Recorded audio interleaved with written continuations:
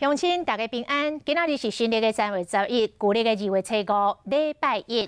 新北市板桥小连续发生2件毒糖拒绝临检逃走的案件，其中一件有2个查甫人为板桥一路走到树林，警察开5枪大破车链。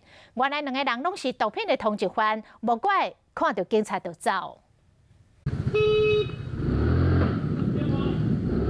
远警落车要临检救停车，想要到这个黑色的轿车驶目具，想要逃走，远警只好开枪，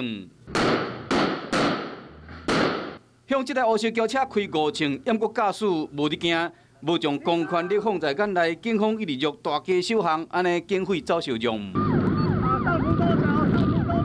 要走去倒位，早就互警方锁定，最后因为脸破风，停伫路边乖乖就范。爆胎了！爆胎了！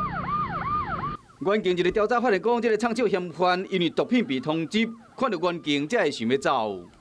2名男子都有毒品的前科，那黄姓的驾驶为毒品的通缉犯，那全案依毒品通缉、妨害公务还有公共危险罪嫌依送法办。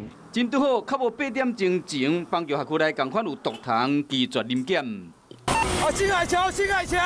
远警骑车赶紧约人，嫌犯会想要走，因为伊身躯有毒品，佮大胆指向弄着无辜桥倒摆的人，害人脚骨断去。嫌犯一路为四川路一直走，最后到新海就被警方包围，走6公里嘛是互人抓起来。马路上乱窜，危及公共危险，我们也依公共危险罪去侦办他。你知道你撞到人了吗？为什么要跑？